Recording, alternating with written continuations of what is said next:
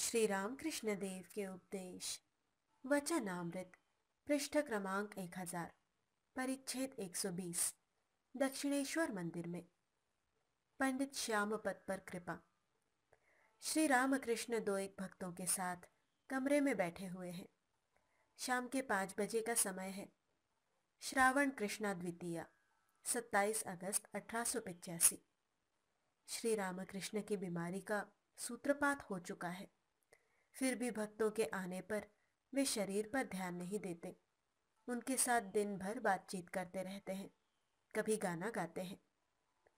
श्रीयुत मधु doctor प्रायः नाव पर चढ़कर आया करते हैं श्री रामकृष्ण की चिकित्सा के लिए। भक्तगण बहुत ही चिंतित हो रहे हैं। उनकी इच्छा है मधु डॉक्टर रोज देख जाया करें। मास्टर श्री रामकृष्ण से कह रहे हैं, ये अनुभवी हैं, ये अगर रोज देखे तो अच्छा हो। पंडित श्यामापद भट्टाचार्य ने आकर श्री रामकृष्ण के दर्शन किए। ये आठपुर मौजे में रहते हैं। संध्या हो गई, अतएव संध्या कर लूं कहकर पंडित श्यामापद जी गंगा की ओर चांदनी घाट चले गए। संध्या करते करते पंडित जी को एक बड़ा अद्भुत दर्शन हुआ। संध्या समाप्त होने पर वे श्री रामकृष्ण के कमरे में आकर बैठे। श्री रामकृष्ण माता का नाम स्मरण समाप्त करके तखत पर बैठे हुए हैं। पाव पोष पर मास्टर बैठे हैं। राखाल और लाटू आदि कमरे में आ जा रहे हैं। श्री रामकृष्ण मास्टर से, पंडित जी को इशारे से बताकर, ये बड़े अच्छे आदमी हैं।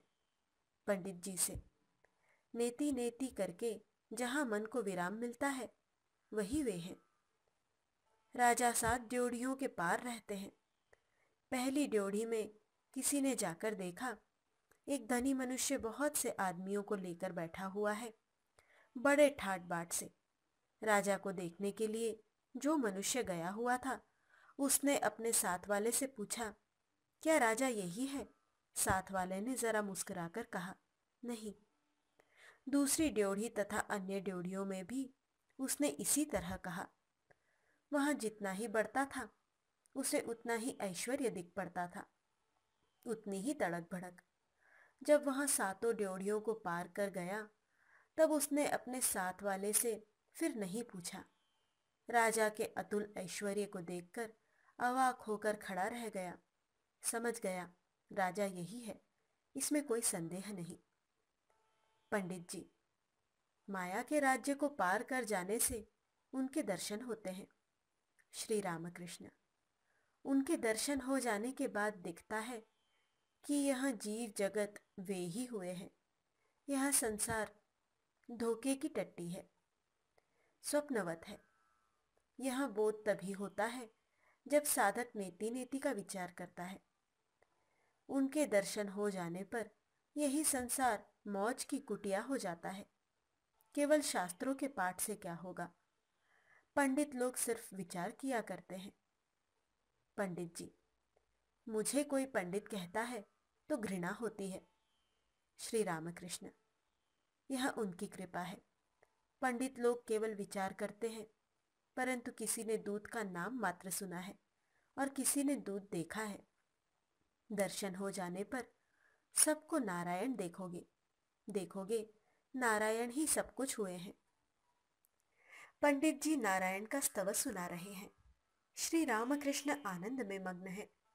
पंडित जी, सर्वभूतस्थमात्मानं सर्वभूतानि चात्मनि ईक्षते योगयुक्तात्मा सर्वत्र समदर्शनः। श्री रामकृष्ण, आपने अध्यात्म रामायण देखी है? पंडित जी, जी हाँ, कुछ कुछ देखी है। श्री रामकृष्ण, ज्ञान और भक्ति से वह पूर्ण है। शबरी का उपाख्यान, अहिल्या की स्तुति, सब भक्ति से पूर्ण है। परंतु एक बात है, वे विषय बुद्धि से बहुत दूर है। पंडित जी, जहाँ विषय बुद्धि है वे वहां से सुदूरम है, और जहाँ वह बात नहीं है वहां वे अदूरम है।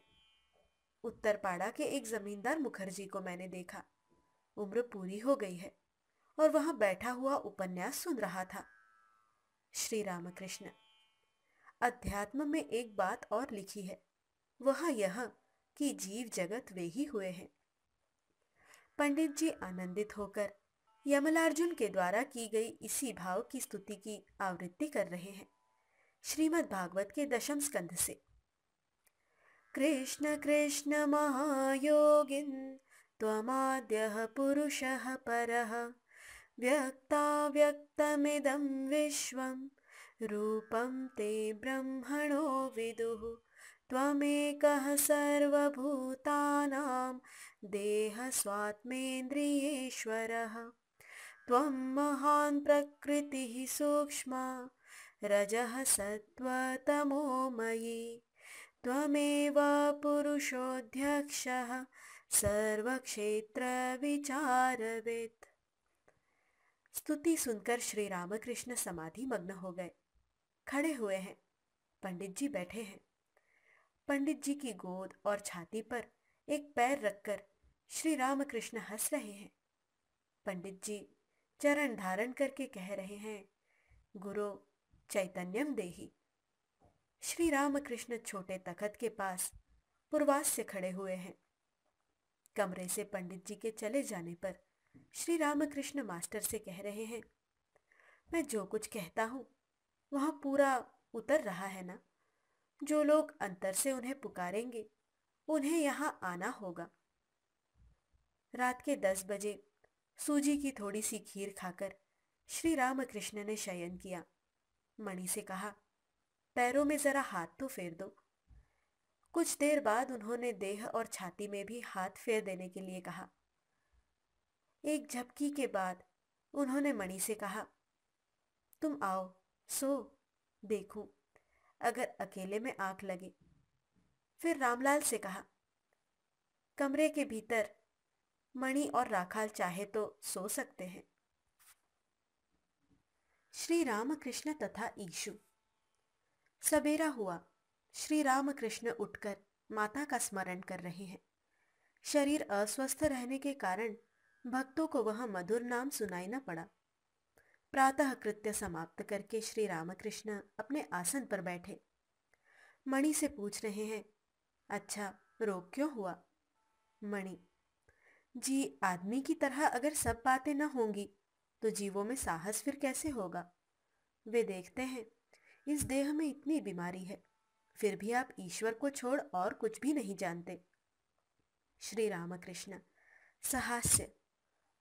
बलराम ने भी कहा, आप ही को अगर यह है तो हमें फिर क्यों नहीं होगा?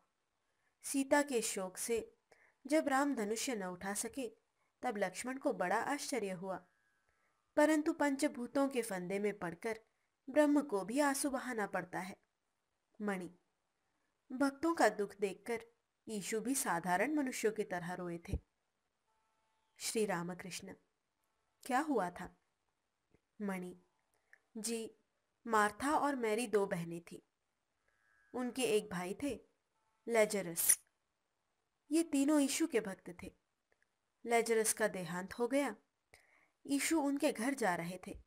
रास्ते में एक बहन मैरी दौड़ी हुई गई और उनके पैरों पर गिरकर रोने लगी और कहा, प्रभु तुम अगर आ जाते तो वहां न मरता। उसका रोना देखकर यीशु भी रोए थे। फिर वे कब्र के पास जाकर उसका नाम ले लेकर पुकारने लगे। लेजरस जीकर उनके पास आ गया। श्री रामकृष्ण। मैं ये सब बातें नहीं कर सकता। मणि, आप खुद नहीं करते क्योंकि आपकी इच्छा नहीं होती। ये सब सिद्धियां हैं, इसीलिए आप नहीं करते। उनका प्रयोग करने पर आदमी का मन देह की ओर चला जाता है, शुद्ध भक्ति की ओर नहीं।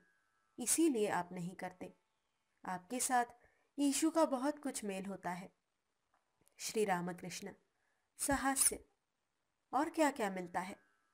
मणि, आप भक्तों से न तो व्रत करने के लिए कहते हैं, न किसी दूसरी कठोर साधना के लिए। खाने पीने के लिए भी कोई कठोर नियम नहीं है।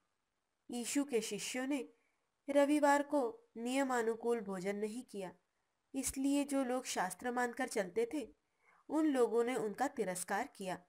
यीशु ने कहा, वे लोग खाएंगे और खूब खाएंगे। जब तक वर के साथ हैं तब तक बारात वाले आनंद तो करेंगे ही। श्री रामकृष्ण। इसका क्या अर्थ है? मणि।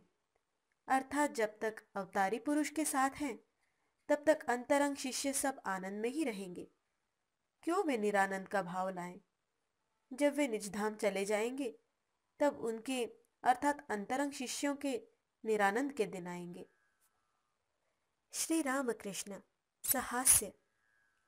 और भी कुछ मिलता है? मणि। जी, आप जिस तरह कहते हैं, लड़कों में कामिनी और कांचन का प्रवेश नहीं हुआ। वे उपदेशों को धारण कर सकेंगे। जैसे नई हंडी में दूध रखना, दही जमाई हंडी में रखने से दूध बिगड़ सकता है। यीशु भी इसी तरह कहते थे। श्री रामकृष्ण। क्या कहते थे? मणि। पुरानी बोतल में शराब रखने से बोतल फूट सकती है। पुराने कपड़े में नया पेवन लगाने पर कपड़ा जल्दी फट जाता है। आप जैसा कहते हैं, माँ और आप एक हैं, उसी तरह वे भी कहते थे, पिता और मैं एक हूं। श्री रामकृष्ण। सहास्य। और कुछ? मणि। आप जैसा कहते हैं, व्याकुल होकर पुकारने से वे सुनेंगे। वे भी कहते थे, व्याकुल होकर द्वार पर धक्का मारो, द्वार खुल जाएगा। श्री रामकृष्ण। अच्छा, यदि ईश्वर फिर अवतार के रूप में प्रकट हुए हैं तो वे पूर्ण रूप में हैं अथवा अंश रूप में अथवा कला रूप में?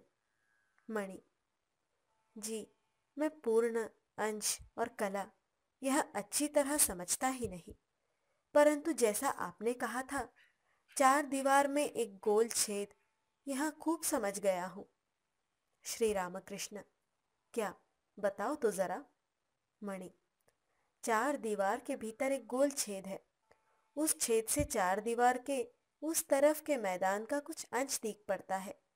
उसी तरह आपके भीतर से उस अनंत ईश्वर का कुछ अंश दिख पड़ता है। श्री रामकृष्ण। हाँ, 2-3 कोस तक बराबर दिख पड़ता है। चांदनी घाट में गंगा स्नान कर मणि फिर श्री रामकृष्ण के पास आए। दिन के 8 बजे होंगे। मणि लाटू से श्री जगन्नाथ जी के सीत अर्थात भात मांग रहे हैं। श्री रामकृष्ण मणि के पास आकर कह रहे हैं, प्रसाद खाने का नियम पूर्वक पालन करते रहना। जो लोग भक्त हैं, प्रसाद बिना पाए वे कुछ खा नहीं सकते। मणि। मैं बलराम बाबू के यहाँ से सीत ले आया हूँ। कल से रोज 2-1 सीत पा लिया करता हूँ। मणि भूमिष्ठ हो श्री रामकृष्ण को प्रणाम कर रहे हैं, फिर विदा होने लगे। श्री रामकृष्ण सस्नेह कह रहे हैं, तुम कुछ सवेरे आ जाया करो, भादों की धूप बड़ी खराब होती है।